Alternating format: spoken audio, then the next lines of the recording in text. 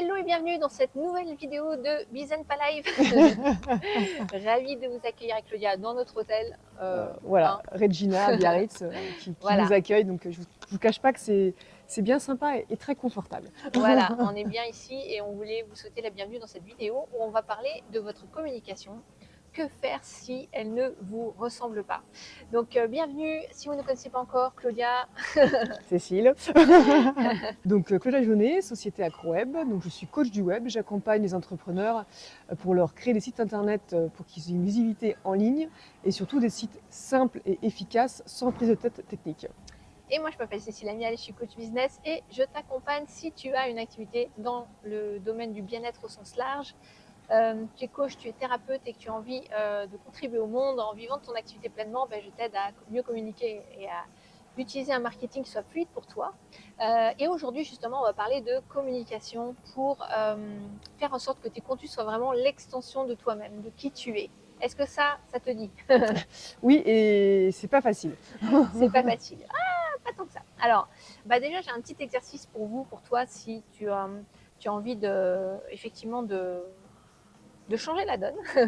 Donc, j'aimerais que tu prennes ton téléphone ou ton smartphone ou regarder sur ton ordinateur si tu es sur ordi et que tu ouvres ton réseau social numéro 1, celui sur lequel tu publies habituellement. Donc, peu importe lequel c'est, hein. Et j'aimerais que tu regardes tes dernières publications et que, en toute honnêteté, en toute sincérité, en toute authenticité, sois honnête avec toi-même, parce que le but de l'exercice est t'aider, c'est de répondre honnêtement à ces questions. Donc, est-ce que ton contenu te ressemble? Est-ce que tu ressens qu'il incarne vraiment qui tu es? Est-ce que tu reconnais ton style, le ton est-ce que c'est le ton que tu as envie d'utiliser? Par exemple, si tu es quelqu'un qui est beaucoup dans l'humour dans la vraie vie, est-ce que tu utilises ce ton-là aussi sur tes publications parce que ça résonne avec toi et avec peut-être ton audience? Ou est-ce que tu es dans quelque chose de très protocolaire, formel, peut-être trop professionnel, qui te catégorise dans quelqu'un que tu n'es pas? C'est une question. Est-ce que dans ce que tu partages, vraiment tu te reconnais? Est-ce que tu as une forme d'authenticité? Est-ce que c'est inspirant? Est-ce que tu sens que quand tu le lis toi-même, tu te sens exalté, d'accord? Est-ce que ça donne envie de te suivre, d'après toi, hein, si tu te lisais comme ça, tu te mets à la place de ton client, est-ce que toi, tu dirais, ok, cette personne, j'ai envie vraiment de suivre ce qu'elle fait? Est-ce que tu as envie, ça te donne envie d'entrer en relation avec cette personne ou d'aller plus loin? Est-ce que c'est aligné aussi avec ce que tu proposes comme service? C'est-à-dire, si tu as une offre je sais pas, ça pourrait être dans quoi? Sophrologue peut-être Voilà, si tu es sophrologue, est-ce que ce que tu partages, ton offre de service, donc peu importe si c'est des séances ou un accompagnement, un programme que tu dispenses, est-ce que finalement ta communication, tu penses qu'elle mène vers ça de manière indirecte, hein, ça, c'est pas forcément voilà ce que je vends et achetez-moi, d'accord? Oui. Mais est-ce que les thématiques dont tu parles, en fait, c'est des thématiques qui guident naturellement vers ton offre? Si tu as répondu à non à au moins un de ces items-là, hein, ce live, il est vraiment fait pour toi parce qu'on va t'aider à y voir plus clair pour ta communication. Donc, la bonne nouvelle, c'est que tu peux inverser la tendance et on va te guider à travers quelques points clés pour le faire. Donc, comment faire en 3 étapes? La première chose qu'on va t'inviter à faire, c'est de créer ta marque. Tu peux dire, ok, c'est quoi l'idée à quoi ça sert de créer ma marque? Moi, je suis pas, voilà, j'ai pas besoin je suis pas Coca-Cola, je vais pas créer une marque avec un branding fort, avec un logo, avec quelque chose. Je vois vraiment pas à quoi ça sert par rapport à mon activité. Détrompe-toi parce que ta marque, elle est vraiment justement l'extension de toi. Si tu la définis pas, si tu la clarifies pas, tu en as une par défaut. C'est-à-dire que les gens, dans ce que tu communiques, même dans ce que tu communiques pas, dans tes silences, dans ce qu'ils ne voient pas de toi en ligne. Par exemple, si, imagine quelqu'un cherche, on reprend l'exemple du sophrologue, qu'est-ce qu'il va faire? La première chose, en général, il va taper sur Internet sophrologue dans la ville de Nancy. Ok. Et donc, il va y avoir un certain nombre de résultats. Donc, certains seront des résultats affichés en publicité, puisqu'il y aura des sophrologues qui ont payé de la pub pour être affichés sur la première page de Google, hein, c'est ça, C'est ça, Claudia? ouais, dans les premiers résultats, ouais. Voilà, et puis il y aura des gens qui s'afficheront naturellement.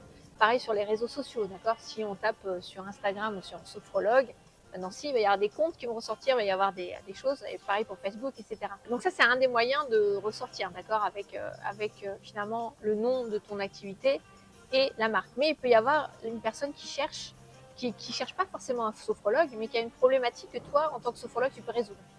Parce que on est d'accord que pour résoudre une problématique, admettons la personne a des problèmes d'anxiété et que toi, tu es spécialisé en tant que sophrologue dans la résolution de ces problèmes, bah, peut-être qu'il y a des hypnothérapeutes qui résolvent les problèmes d'anxiété, il y a peut-être des thérapeutes tout court, des psychothérapeutes qui résolvent ces problèmes d'anxiété, des lithothérapeutes, enfin, il peut y Oui, avoir tout voilà. type de corps de discipline, en fait, même par l'art-thérapie, voilà. Et finalement, la personne, elle ne cherchait pas forcément une discipline, elle ne cherche pas ton métier, elle cherche comment résoudre son problème.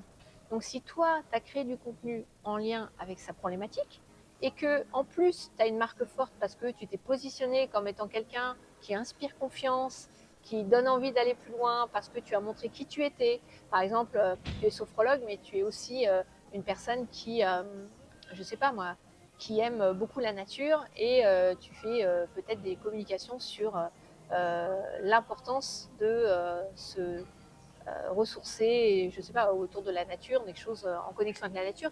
Si la personne, elle voit ça et qu'elle voit que tu es vraiment une personne qui incarne ça et qui a envie de partager là-dessus et qui fait voilà, des jolies publications autour de ça et qui donne envie, et, ben, et que la personne résonne avec ça, ben, elle va venir à toi par ça plutôt que sur simplement si tu partageais un outil de sophrologie. D'accord. Donc peut-être que l'outil, ça va l'aider, l'un n'empêche pas l'autre, hein, mais qu'est-ce qui va faire la différence entre toi, sophrologue, et un autre? C'est ta marque finalement. C'est à la fois les thématiques par lesquelles la personne arrive et il va te trouver, mais c'est aussi toi, comment tu te positionnes, quelles sont tes croyances, les choses que tu aimes, ou ta vision même pour résoudre l'anxiété. Tout ce que tu partages autour de ça, ça va finalement définir qui tu es et sur quoi tu accompagnes les gens et comment tu les aides. Donc c'est super important et que tu crées cette marque, que tu la définisses pour que les personnes se disent ça fait pro, je me sens en connexion avec cette personne, j'aime beaucoup son énergie, j'aime beaucoup ce qu'elle partage. Moi aussi j'aime les fleurs, comme il n'y a pas très longtemps je regardais un compte et voilà, il y a une personne qui partageait sur les fleurs. Et ça va attirer naturellement à toi les gens qui n'auraient pas forcément eu connaissance de qui tu es et qui ne seraient pas venus à toi si tu n'avais pas partagé là-dessus. Ta marque, elle va donner une ligne de conduite et elle va aussi t'aider à communiquer de la meilleure façon.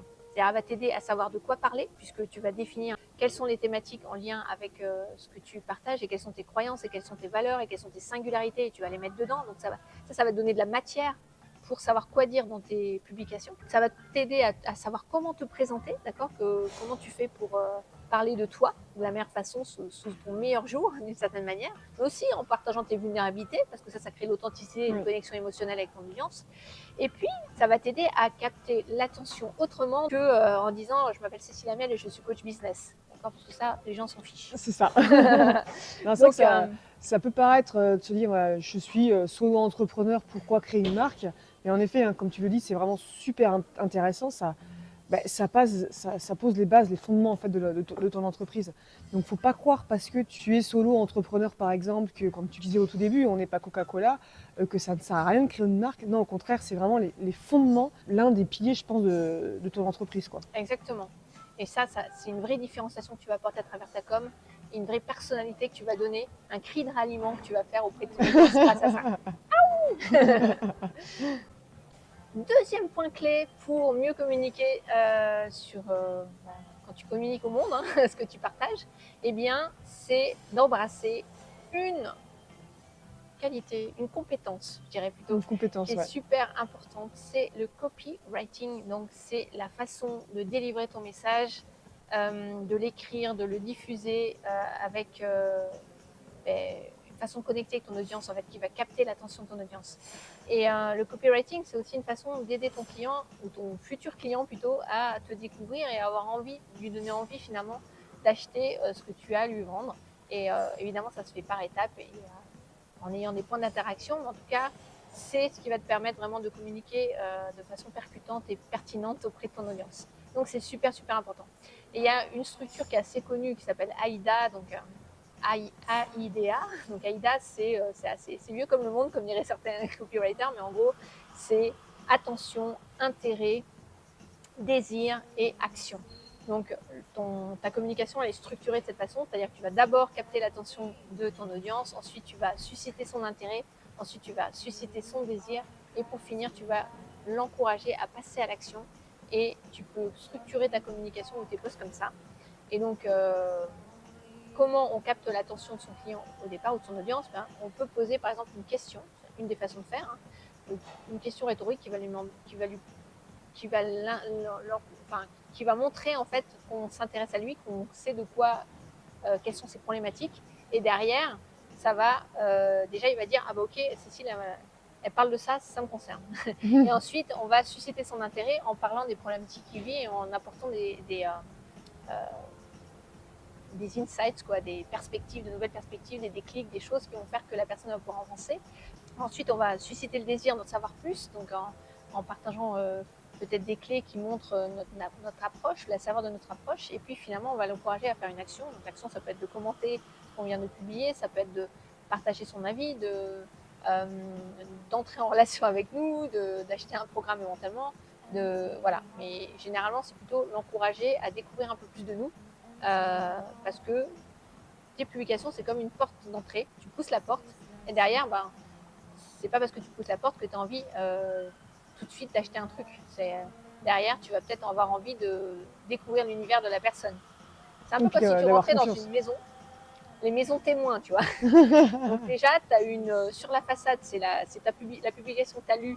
Tu vas avoir envie d'entrer, pousser la porte, et puis derrière, tu as envie de faire le tour du propriétaire avant de tout de suite acheter la maison, on est d'accord. Et bien là, c'est un peu pareil. C'est ce qu'on va faire à travers notre communication. Et donc, ça, c'est une façon de faire, mais après, il y a plein de façons d'utiliser le copywriting. Nous, on forme là-dessus, on aide à s'approprier ça pour vraiment l'embrasser comme une compétence propre qui va te ressembler en utilisant tes singularités, ce qui te caractérise parce qu'on a fait le travail en amont sur ta marque. Et tout ça, sur ton identité, tout ça, et tout ça, tu vas le remettre dans ta com avec un bon copywriting. Et là, ça va faire une vraie différence finalement dans ton activité. Ouais, je te coupe, mais c'est vrai que ça fait vraiment une vraie différence parce que moi, avant de connaître Cécile, j'étais pas du tout formée à ça. Et en plus, j'aime pas du tout les réseaux sociaux. Et le peu de publications que je faisais, c'était à chaque fois, voici mon super produit, achète-le quoi. Et du coup, derrière, il n'y avait rien qui se passait. Et c'est vrai que depuis que voilà, Cécile m'a formée au copywriting, même si je cache pas que ça, moi j'avais cette vision en me disant, mais de toute façon non, je ne sais pas écrire, c'est pas pour moi. Sauf qu'à un moment donné, en tant qu'entrepreneur, si on veut vendre, si on veut faire marcher notre business, on n'a pas le choix, il faut se faire connaître. Et apprendre le copywriting et savoir écrire des posts avec les différents frameworks comme AIDA que tu as expliqué tout à l'heure, mais c'est beaucoup plus simple. C'est vraiment... alors, il y a toujours un temps d'adaptation, hein, faut pas se le cacher, mais c'est beaucoup plus simple et c'est beaucoup plus fluide. Et en plus, on n'a plus l'impression, ça rentre aussi un peu dans la prospection, hein, la communication, hein. Et du coup, on n'a plus l'impression d'essayer de forcer à vendre, puisqu'on va parler simplement. Et d'où aussi l'intérêt du premier point, créer sa marque, puisque derrière, c'est beaucoup plus fluide avec nos valeurs, etc. Et c'est vraiment très très puissant le copywriting, et ça fait vraiment une grosse différence après au niveau de vos posts. Yes. Et vraiment, il faut juste imaginer que le copywriting, c'est vraiment un terrain de jeu super large et tu peux t'amuser à plein de choses donc, pour que vraiment ta communication te ressemble. Donc, par exemple, moi, j'aime bien raconter des histoires et partir de choses simples que j'ai vécues au quotidien.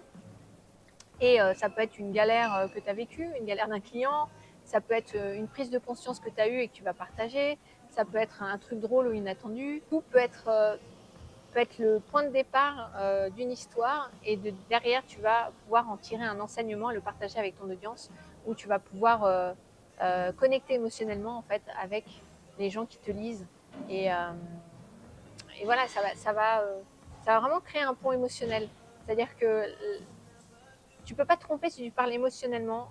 Les gens s'en fichent des outils et des faits, des choses concrètes. Enfin, concrètes, oui, mais il faut que ce soit des choses qui provoquent une émotion.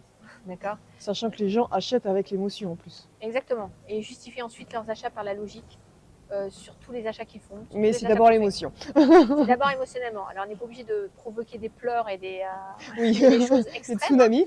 mais de provoquer quelque chose, ça peut être une émotion, quelle qu'elle soit, hein. Ça peut être quelque chose de joyeux ou quelque chose de plus triste qui va rappeler finalement la personne qu'on comprend ses problèmes avec beaucoup d'empathie. Donc l'empathie, c'est super important quand on communique aussi. Et ça va créer ce pont qui va te permettre finalement d'entrer en relation avec les gens qui te suivent et de connecter avec eux. Donc super, super important le copywriting. C'est vraiment une des compétences, pour moi, c'est une des compétences principales à acquérir si tu veux développer ton activité. Tu ne peux pas te tromper si tu parles toujours des problématiques des gens. Parce que les gens, on va les chercher où ils sont aujourd'hui. On va les chercher là où voilà, ce qu'ils vivent. Souvent, ils n'ont pas forcément la connaissance que toi tu peux avoir en tant qu'expert ou en tant que personne qui sait un peu plus que la personne sur ta thématique. Ils ne savent pas toujours l'expliquer. Mais par contre, eux, ils vivent le symptôme.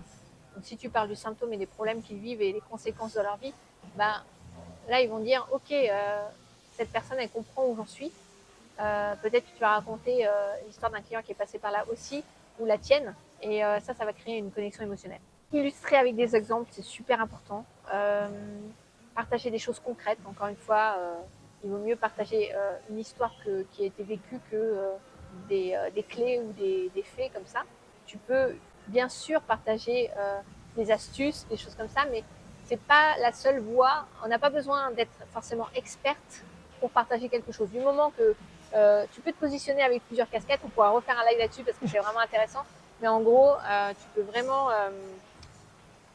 quand on démarre, on n'est pas experte, d'accord. Pour devenir experte d'un sujet, il faut une dizaine d'années, souvent on dit. Donc nous, on peut dire qu'on est expert dans notre domaine, parce que ça fait plus de 10 Plus de ans 10 qu'on ans, ouais. exerce. Mais quand on démarre, on n'est pas experte. Et donc, on n'a pas besoin de jouer le rôle de l'experte. On peut être simplement une personne qui partage ce qu'elle est en train de transformer, de vivre dans sa vie, ou elle est juste sur un pas de plus que la personne qui est derrière elle. Elle n'a pas besoin de tout connaître pour commencer à partager des choses. Et on pourra reparler de cette histoire de rôle encore une fois, parce qu'il y en a plein, on peut avoir plusieurs casquettes, c'est super passionnant. Mais, voilà, mais déjà, tu peux partager quelques astuces qui vont aider la personne, parce que toi, tu expérimentes peut-être des choses et que ça transforme des choses dans ta vie, ou tu l'as fait, et voilà. Et déjà, commence par là, et ça va déjà changer la donne par rapport à ta communication. Le troisième point qu'on voulait te partager, c'est de communiquer avec des vrais gens. Il faut arrêter de courir après le nombre de personnes, le nombre de vues, Le nombre de likes, le le nombre nombre de de... likes, le nombre de followers, on s'en fout en fait.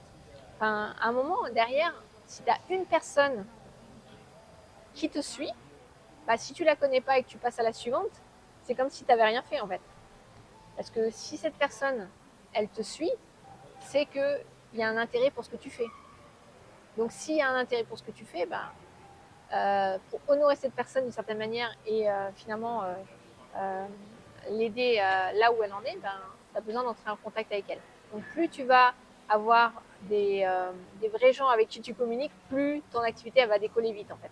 Donc tu peux envoyer des messages directs, tu peux chercher à en savoir plus sur la personne. Et le but là, c'est vraiment pas de connecter pour vendre. On n'est pas en mode achète mon produit, achète mon produit, achète mon produit. On est plutôt en mode découverte. J'ai vu que tu me suivais. Je suis allée regarder ton compte aussi, parce que les gens ils peuvent partager des choses aussi chez eux. Et s'ils ont publié des choses, tu peux regarder ce qu'ils ont publié et trouver un point de connexion, un point de relation avec toi, ou des choses qui t'intéressent dedans, et tu peux leur poser des questions par rapport à où ils en sont et quelles sont leurs problématiques. Mais ça va faire une différence parce que tu vas t'intéresser sincèrement à la personne. Et si tu fais ça de manière assez régulière avec les gens, tu vas voir que ton audience, elle va être plus engagée que si tu passes à chaque fois au suivant sans vraiment chercher à connecter. Ouais, et puis c'est vrai que c'est peut-être une partie qui peut peut-être vous faire peur en nous écoutant, enfin en écoutant surtout Cécile, en disant mais ça va me prendre du temps et tout, etc. Alors oui, c'est peut-être la partie pour moi qui prend le plus de temps, mais c'est aussi la partie qui est la plus puissante. C'est la partie la plus payante en vrai. Parce que si vous vous contentez de communiquer via des posts sur les réseaux sociaux et vous attendez que ça se passe, vous allez attendre longtemps. Ça, c'est sûr. Et c'est pour ça qu'on a beau avoir de nouvelles personnes qui se connectent à notre compte, qui like, etc. Ce qui est intéressant, voilà, c'est d'aller chercher qui ils sont et discuter avec eux. Et par exemple, moi j'ai un exemple, c'est pas au niveau des posts, mais je suis partie d'un réseau d'entrepreneurs qui est Bouge ta boîte. Et on a une plateforme en ligne qui est un petit peu comme un réseau social, hein, où on communique, etc. Ce qui se passe sur cette plateforme, ce que je fais et que d'autres font, c'est qu'on va aller dans les différents contacts et on va faire des duos. C'est-à-dire qu'on va se contacter, tiens, est-ce que ça te dit qu'on se fasse une visio ensemble? Et c'est pas en effet pour vendre notre produit, c'est simplement pour apprendre à se connaître. Donc oui, ça prend du temps, mais derrière, c'est très puissant parce que régulièrement, les personnes avec qui j'ai fait du duo, j'en ai encore une hier, Marion, avec qui j'ai fait un duo il y a, je crois, 2 mois, quelque chose comme ça, qui m'a contacté hier et qui m'a dit tiens, Claudia, je t'ai recommandé auprès d'une de mes clientes pour un site internet. Elle va te contacter. Et oui, ça prend du temps, mais c'est vraiment très très puissant derrière. Et pour moi, c'est la chose qui est plus puissante. Ouais. Et oui. Et d'ailleurs, souvent, si on fait un métier dans l'accompagnement, c'est parce qu'on aime les gens, d'accord? Alors, Aussi. si on n'aime pas les gens, c'est que voilà. Après, on peut ne pas aimer faire des actions de démarchage ou de prospection. Et ça, je suis la première à pas aimer ça. Mais en fait, quand on le fait depuis notre essence, encore une fois, en travaillant sur notre marque et notre identité et en s'intéressant sincèrement à la personne en face, ben, on n'est plus du tout dans cette relation de Le marchand de tapis, voilà, à vouloir marchand de tapis, prospecter, voilà. c'est Et différent. Ouais. c'est pour ça que plus on s'y prend tôt et se dire ok, je me dis bah, cette semaine je contacte 5 personnes, 6 personnes et on peut le faire une par jour comme ça. Et on se dit bah voilà, aujourd'hui je contacte au moins une personne qui me suit, ou au moins une personne que je vais chercher ailleurs et je m'intéresse sincèrement à elle. Et on va engager la conversation. Peut-être que la conversation, on va s'engager sur plusieurs jours. Peut-être qu'on va se faire un call avec cette personne, en apprendre plus sur elle. Et parfois, on peut avoir l'impression que ça sert à rien. Et en fait, c'est faux. Parce que déjà, ça t'entraîne à te présenter. Mm. Deux, tu sais jamais ce qui peut se passer derrière. Moi, une fois, j'avais passé 2 heures à prendre un café avec une personne. Et quand je suis sortie de là, je me suis dit, ben, en fait, j'avais l'impression d'avoir perdu un peu de temps. Oui, surtout 2 heures, tu dis j'aurais pu faire autre chose. Quoi. Ouais, on a discuté, mais il n'y avait pas, voilà. Peu de temps après, cette personne m'envoie un message. Elle me dit, Cécile, j'ai telle personne, j'ai parlé de toi comme ça, et puis grâce à cette personne, j'ai rejoint un réseau d'entrepreneurs qui derrière m'a apporté du monde en fait. Mais j'aurais jamais eu connaissance de ce réseau sans elle. Et donc sur le moment, j'ai pas trop vu le sens, mais en vrai, voilà. Oui, non, mais en fait, c'est souvent ce que tu dis, hein, cette fameuse méthode des petits pas que tu apprends en accompagnement. C'est toute cette petite graine que vous allez semer qui, à un moment donné, ça va pousser. Alors, ça peut prendre du temps, mais moi, je trouve que vraiment ça, d'aller contacter les personnes directement sans leur dire voici mon produit, achète ça, mais plutôt dire ah bah tiens, est-ce que ça te dit de discuter, de prendre du temps pour discuter de qui on est, qu'est-ce qu'on fait, c'est plus simple. C'est aussi sympa de le faire en local pour aller en effet prendre un café comme au Regina par exemple. D'ailleurs, je remercie le Regina parce qu'on était censé faire notre vidéo à l'extérieur et là, Oui. je ne vous explique pas. On entend la pluie. Je ne sais pas si vous l'entendez à la vidéo, mais il y a un orage monumental et merci le Regina de nous avoir accueillis. Voilà, Petite parenthèse. C'est cosy ici. Et parce que je peux vous dire que dehors ça tombe. Donc peut-être que vous allez l'entendre à la vidéo. Ouais. Mais non, vraiment c'est... Et on peut se dire oui, mais je suis timide, c'est compliqué, les gens vont refuser. Alors il y aura peut-être des refus, mais à la limite, on s'en fiche. Voilà, la personne a refusé, on passe à autre chose, on passe à une autre personne. Et c'est vrai que ce que tu dis, et pourquoi on ne lancerait pas un petit challenge là aux personnes qui nous regardent de se dire, on est les reines du challenge. Ouais, enfin tu es la reine du challenge, de se dire, alors je sais pas à quel moment vous allez regarder cette vidéo, mais de se dire bah, cette semaine ou la semaine prochaine si vous la regardez en fin de semaine, de se dire eh ben, je me bouge pour contacter 5 personnes voilà. dans la semaine et de leur proposer de se contacter par visio, de discuter ou en local. Voilà. Ça te dit, on le fera aussi nous. Hein. On le fera aussi, ouais. C'est parti. Et donc, on vous invite à faire ça. Sachez que si vous voulez avoir l'énergie et l'entrain et la confiance pour faire tout ça, on a des programmes d'accompagnement où on accompagne en petits groupes et il y a une émulation et nos programmes de groupe ils sont assez fabuleux pour ça parce que c'est ce que nous retournent tous les gens, enfin nous disent tous les gens, c'est ça me donne de l'énergie pour avancer, ça me donne parce qu'on fait les choses en même temps ensemble. Donc là, on vous lance le défi un peu comme on le ferait pour nos élèves. Nos élèves, oui. Bon, la différence avec nos élèves, c'est qu'on leur donne aussi la méthodologie, etc. Mais on peut, là, comme vous le feriez avec un ami, on peut déjà vous dire, envoyer un message, connecter avec les gens, commencer à vous intéresser à eux, à les regarder avant de leur envoyer un message. s'il vous plaît, allez regarder leur profil, leur compte. Ça prend un peu de temps, certes, mais alors c'est 100 fois plus payant Que de faire que le poster, faire, poster, ouais. poster. Il n'y a Quoi. pas très longtemps. Enfin, moi, personnellement, quand je fais ce genre de choses, mais même si j'ai une liste de personnes, par exemple, une liste de contacts, jamais j'irai envoyer un message comme ça dans le vent, un message un peu lambda, parce que je sais très bien qu'il faut que j'en envoie au moins 100 ou 200 pour avoir une réponse. Et moi, ça ne m'intéresse pas en fait. J'ai pas envie de passer un temps fou, j'ai autre chose à faire dans la vie. Et à quoi ça sert d'envoyer un message si on est à peu près sûr qu'on n'aura pas de réponse? C'est ça. Posez-vous la question, qu'est-ce qui pourrait faire que vous êtes sûr d'avoir la réponse de la personne? C'est lui apporter une forme de valeur. Comment on apporte de la valeur aux gens? C'est en leur partageant, en s'intéressant à eux. C'est pas en parlant de nous qu'on apporte de la valeur aux gens. C'est ça qu'il faut vraiment changer de paradigme par rapport à ça. C'est en vous intéressant sincèrement à eux, en leur posant des questions, en leur disant sur leur activité, sur leurs problématiques, sur ce qu'ils vivent comme problématiques. Et peut-être que vous pouvez leur dire parce que moi j'aimerais créer du contenu plus pertinent sur mon compte. Et Aussi, donc oui. le fait d'échanger avec toi, ça va me permettre ça. Et oui, il y a un intérêt pour toi, mais tu n'es pas en train de vendre quelque chose à la personne, tu es en train de lui dire comment je peux mieux te servir. C'est pas royal ça? Comment je peux mieux te servir? Donc c'est dans cet état d'esprit qu'on veut faire les choses. Et là, vous ne pouvez pas vous tromper en fait. Si vous avez cet état d'esprit, si vous avez cette démarche et que vous le faites vraiment, je sais que c'est pas toujours facile de se mettre en action par rapport à ça. C'est pour ça que d'être en groupe, ça peut faciliter les choses. Mais si tu fais ça, ton activité, elle va décoller. C'est évident. Parce que tu vas avoir des gens qui vont pas ricocher, te recommander à d'autres, parler de toi, parce qu'eux-mêmes, ils vont être intéressés, parce qu'ils vont dire Cécile, elle m'a apporté 1000 fois plus de valeur avant même que j'ai acheté quelque chose. Donc le jour où j'ai acheté quelque chose dans son domaine, évidemment, je vais passer par elle.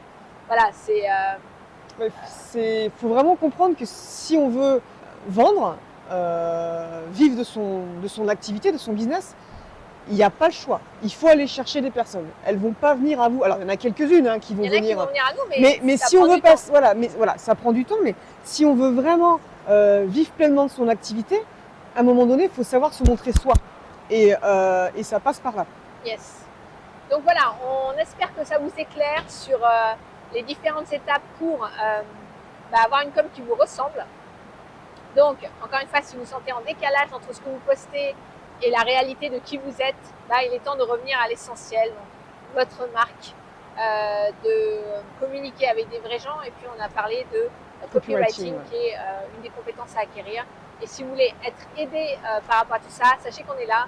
On a des accompagnements vraiment pour vous aider à décoller et le faire de la manière la plus fun et fluide possible pour vous. Donc voilà. Vous pouvez en attendant télécharger notre guide 5 jours pour attirer vos prochains clients, même si vous n'avez pas encore d'audience. C'est un guide offert en PDF. Il est très riche et on a eu des super retours sur ce guide. Donc, il est dans la description. Voilà. Oui, comme toujours. Et surtout, voilà, si vous avez des commentaires ou même des sujets pour nos prochains Bizen Live, parce que ceux qui ne nous connaissent pas, le Bizen Live, c'est tous les jeudis, soit en live, soit en différé comme celui d'aujourd'hui. Donc, n'hésitez pas à poster tout ça en commentaire. On vous répondra sans souci. Merci. Merci à toi. À tout vite pour la suite. À très vite. Ciao.